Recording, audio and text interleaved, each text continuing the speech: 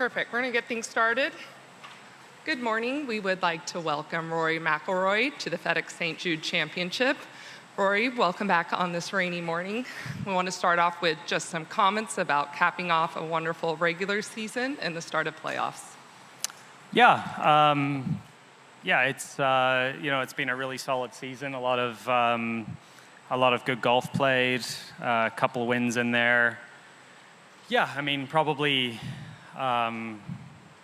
my best, regular season in terms of. I actually don't remember where I finished last year in the regular season, but yeah, it's been a solid few months of golf. There was a bit of a struggle there, sort of around springtime, but I've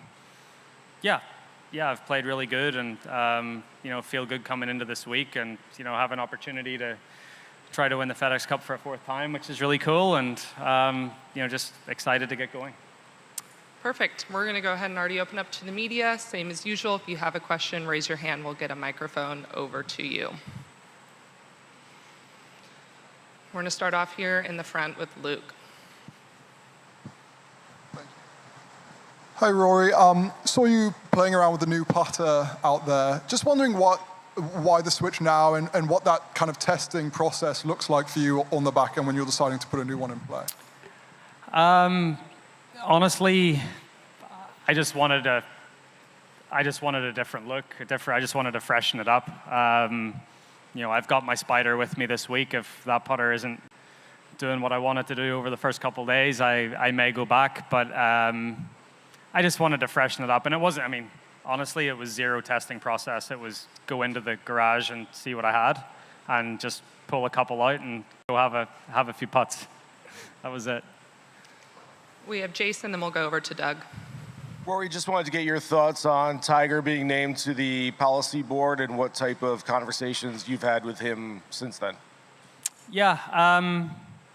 Look, it's a great addition. I think the player that's the player, especially over the last 20 years, that's left the biggest legacy on the game. For him to be involved in the discussions around the future of professional golf and what that may look like, I think is very important. So Tiger stepped up for all of us on tour, and I think he realizes that the players that are on the policy board, we're trying to play regular golf, and at the same time try to navigate all these different things as well. So he's maybe got a little more time on his hands than we do. So for him to step up and sort of take a little bit of the load off us is very much appreciated. Doug, go ahead. I had another question, but that makes me think of a quick follow on that. Since Tiger's been kind of influential behind the scenes for 25 years, how is it different with him actually being on the board? Is that what kind of I don't know if that message or whatever you want to call it is to the players? He has a vote. Everything that goes through the tour has to be voted on and ratified, and he actually has a vote on what happens. As it relates to the golf, and I hope this comes out the right way, but having won this thing 3 times and being the only one to do it, how much of it do you strike up to great golf, and how much is great timing? I'd say a little bit of both.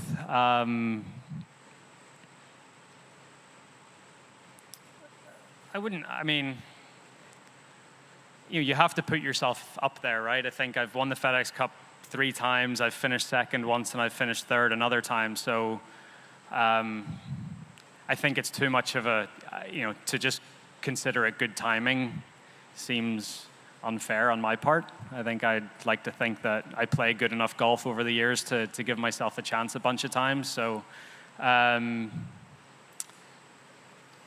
it's a combination of both. I've got hot at the right time. It's also course fit. Like I really love Eastlake. It's been a course I've enjoyed over the years, and it's always nice knowing that when you go back there, you're always going to have a good shot to win. So.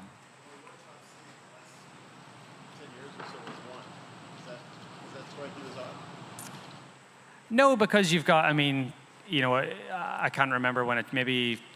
5 or 6 years ago, it went from 4 tournaments to 3 tournaments, but it's 16 rounds of really high level golf, and a lot can happen. And obviously the points are so much more in the playoffs, that there's so much more movement and there's so much more volatility. So that doesn't surprise me at all. And I've always said this. I think starting at 10 under par at the Tour Championship, if you are that number one seed, it's tough starting. It's tough to get into the right mindset on Thursday morning. We all usually start level, and you're starting with a 2-shot lead. So it's a bit of a different mindset that you need. Rex, go ahead. Rory, to go to Monday's announcement of the schedule, I know it's really early in the process, but have you looked at what your schedule might look like next year based on the changes? And what are your thoughts on sort of the flow of what they came up with for next year? Yeah, so there's a lot that I like with the schedule next year. I love Quail Hollow going straight into PGA. I love Memorial going straight into US Open. I think for me anyway, the run up to Augusta is a little, I don't know what I'm going to play there, if at all. Maybe play San Antonio the week before. But I'd say my schedule will look pretty much the same as it did this year. I'll most likely, I'm not a huge Hawaii guy, so I'll probably not go to Hawaii, but I'll play Pebble Beach and sort of play a similar schedule from there on that I've played. We have time for just like a 3 or 4 more. We're going to get a microphone over in the back, white.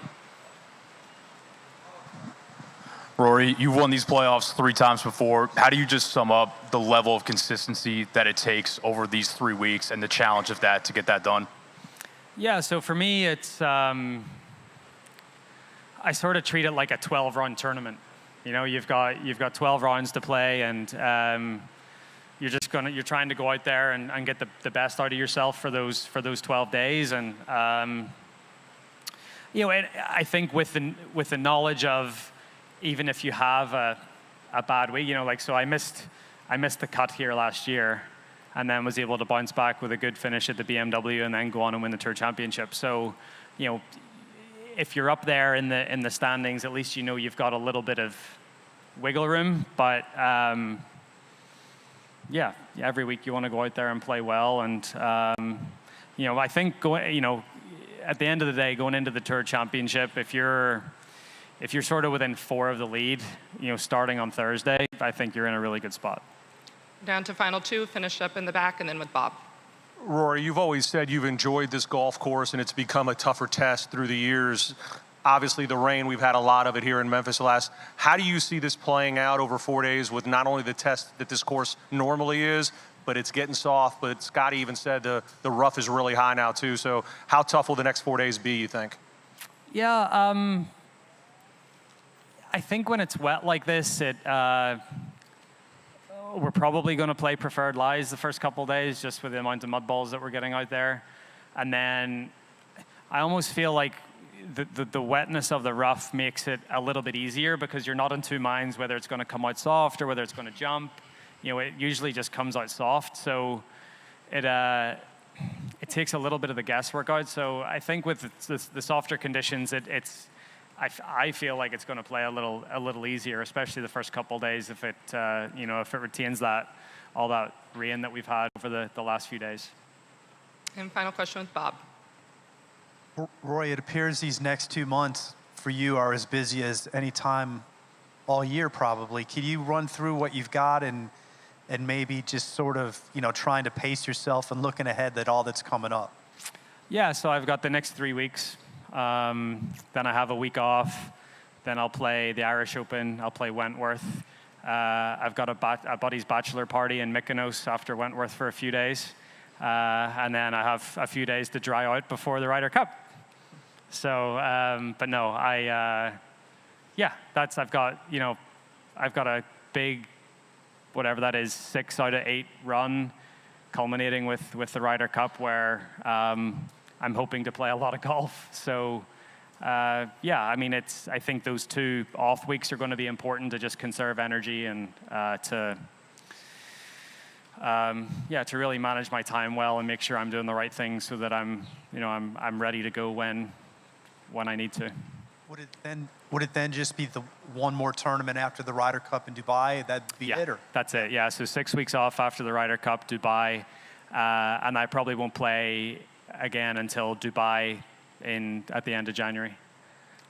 Perfect. That's all the time we have. Rory, thank you again for your time. Good luck this week. Thank you.